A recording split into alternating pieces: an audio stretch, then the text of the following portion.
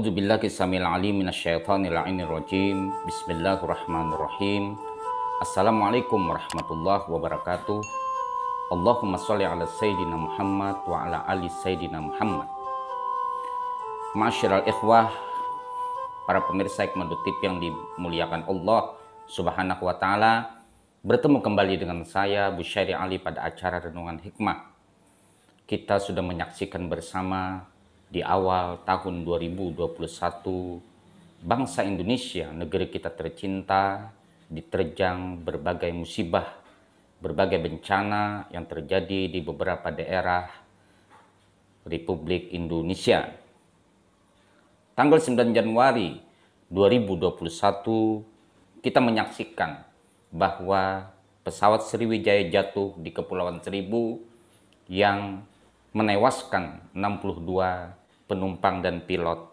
Kemudian disusul pada tanggal 15 Januari 2021 gempa Mamuju dan Majene di Sulawesi Barat 6 skala Richter yang juga memakan korban. Kemudian 14 Januari 2021 banjir bandang melanda di Kalimantan Selatan. 11 kabupaten dari 13 kabupaten Kalimantan Selatan terkena banjir.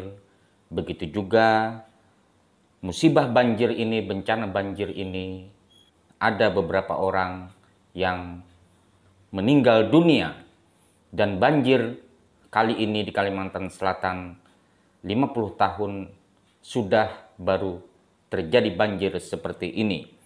Kemudian tanggal 9 Januari 2021 terjadi tanah longsor di Sumedang, Jawa Barat.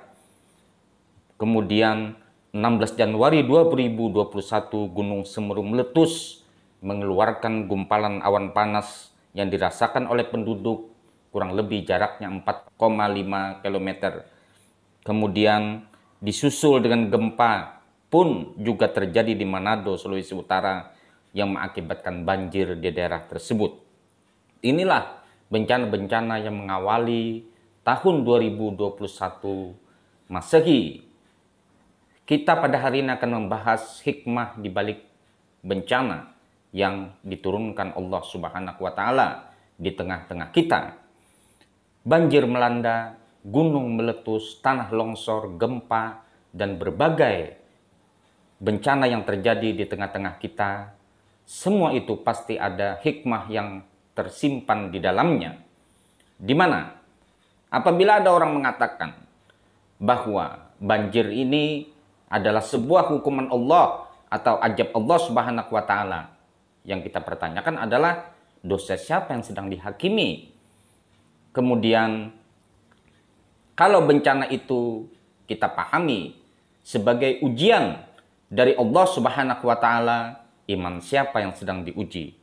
Tetapi kita tidak mau mengambil kambing hitam, mengkambing hitamkan orang-orang tertentu atau sekelompok orang tertentu.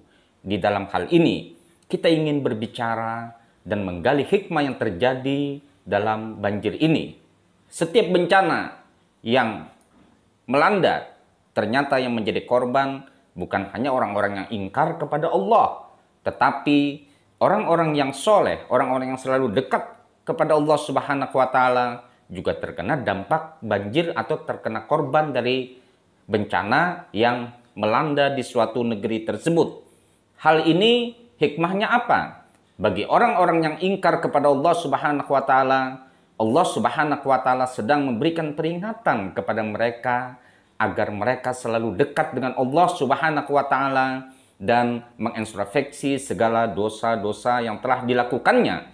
Bagi orang yang beriman, maka orang yang beriman tersebut diberikan tanda-tanda kebesaran Allah berupa bencana, di mana dia sudah terbiasa mengalami sebuah ujian yang diberikan Allah Subhanahu wa taala terhadapnya, maka meningkatkan keimanan seorang yang dekat dengan Allah Subhanahu wa taala dan menambah sebuah keyakinan yang besar bahwa sesungguhnya Allah Subhanahu wa taala memberikan sebuah kenikmatan kepadanya. Sesungguhnya sapaan-sapaan Allah Subhanahu wa taala kepada kita semua sebagai hamba Allah Subhanahu wa taala kadangkala diberikan dengan berbagai kesulitan, musibah, bencana, yang semua itu adalah sebuah sapaan Allah Subhanahu wa taala. Ada sebuah pertanyaan bagi orang-orang, mengapa bencana tersebut yang mengakibatkan beberapa orang yang terkena bencana tersebut meninggal dunia tidak hanya ditimpakan kepada orang yang ingkar kepada Allah. Orang yang beriman pun diberikan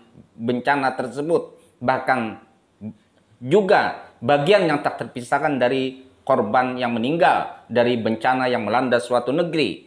Jawabannya adalah orang-orang yang ingkar kepada Allah dan dia dimatikan pada waktu banjir tersebut. Halnya demikian itu mungkin saja Allah Subhanahu wa taala dengan lutuf dan keadilan serta kasih sayang Allah Subhanahu wa taala untuk menyegerakan dia meninggalkan dunia ini agar perlakuan dosa-dosa yang dilakukannya, kemaksiatan-kemaksiatan kepada Allah yang dilakukannya itu dipotong oleh Allah Subhanahu wa taala dan dia meninggal dunia agar kehidupannya, keberadaannya di dunia ini tidak memperpanjang umurnya, waktunya untuk melakukan kemaksiatan kepada Allah. Adapun orang-orang yang beriman, Allah memberikan kasih sayang kepada mereka sehingga mereka dijemput oleh Allah Subhanahu wa taala dan membawa berbagai keimanan, kesalehan, amal kebaikan. Itulah hikmah yang terjadi di dalam bencana.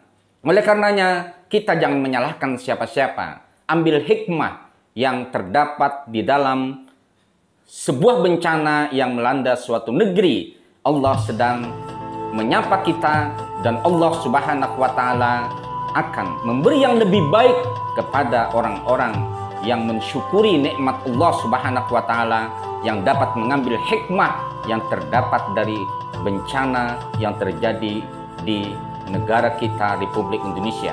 Sampai berjumpa pada renungan hikmah yang akan datang. Khudil hikmata walau fi yadil mujrimin. Al-afu minkum. Assalamualaikum warahmatullahi wabarakatuh.